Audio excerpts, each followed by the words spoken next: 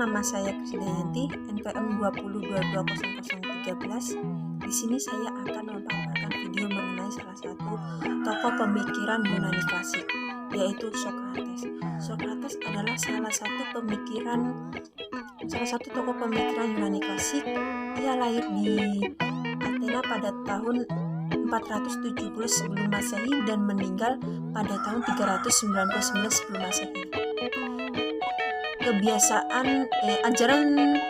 Ajaran filosofi Socrates ini tidak pernah tertulis, melainkan dilakukan dengan diperbuat atau dipraktikkan.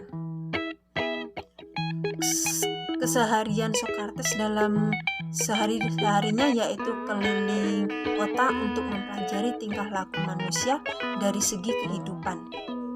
Cara yang dilakukan Socrates adalah untuk membantah salah satu kaum sofis yang mengatakan bahwa kebenaran yang sebenarnya tidak akan tercapai. Cara yang dilakukan Socrates untuk menentang kaum sofis yaitu keliling kota untuk mencari kebenaran dengan tanya jawab. Tanya jawab adalah salah satu cara yang dilakukan Socrates untuk mencari kebenaran.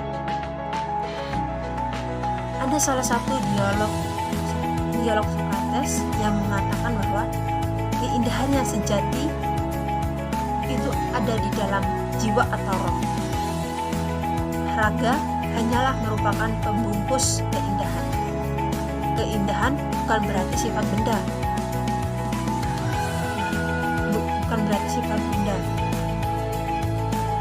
Keindahan, tetapi sesuatu yang ada di balik benda itu yang bersifat kejiwaan. Sebelumnya, Assalamualaikum warahmatullahi wabarakatuh. Saya Sofiana Kusbadini, NPM 2022-2008, ingin melanjutkan materi mengenai sejarah pemikiran pada zaman Yunani klasik, yaitu pada pemikiran Plato, di mana Plato ini dilahirkan di Athena pada tahun 427 sebelum Masehi dan Plato ini meninggal pada tahun 347 sebelum Masehi pada usia 20 tahun. Di mana Plato ini berasal dari keluarga aristokrasi yang secara turun-temurun memegang peranan penting dalam politik Athena. Kemudian Plato ini sejak di usia 20 tahun ia mengikuti pelajaran Socrates dan pengaruhnya demikian sangat kuat sehingga menjadi muridnya yang setia. Sampai akhir hidupnya Socrates tetap menjadi pujaannya. Nah, kemudian pada saat usia 40 tahun pada tahun 387 sebelum Masehi sampai meninggalnya dalam usia 80 tahun, ia mengajarkan filsafatnya dan mengarang tulisannya yang terkenal sampai sekarang. Intisari dari pemikiran filsafat Plato adalah pendapatnya tentang idea. Konsep pengertian yang dikemukakan Socrates diperdalam oleh Plato menjadi ideal. Idea itu berbeda sekali dengan pendapat orang-orang. Kemudian dalam pemikiran Plato ini ternyata memiliki pengaruh yang sangat besar nih. Di mana menurut Plato yang terpenting itu tentu saja adalah ilmunya yang mengenai ide. Dunia fana ini tiada lain hanyalah refleksi atau bayangan daripada dunia ideal. Di dunia ideal semuanya itu sangat sempurna. Hal ini tidak hanya merujuk kepada barang-barang yang bisa kasar yang bisa dipegang saja, tapi juga mengenai konsep-konsep pikiran, di mana hasil buah intelektual itu misalnya saja konsep mengenai kebajikan dan kebenaran. Salah satu perumpamaan Plato yang termasyhur adalah perumpamaan tentang orang di gua. Ada yang berpendapat bahwa Plato adalah filsuf terbesar dalam sejarah manusia, di mana semua karya filsafatnya. Assalamualaikum warahmatullahi wabarakatuh. Perkenalkan, nama saya Arif Saudin dengan NPM 20220018. Di sini saya akan melanjutkan materi penjelasan tentang sejarah pemikiran dari kelompok kami, yaitu tentang Aristoteles. Aristoteles memiliki pandangan yang lebih realistis daripada Plato.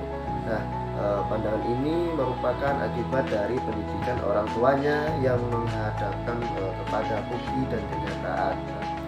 Aristoteles terlebih dahulu memandang kepada yang konkret dan yang nyata.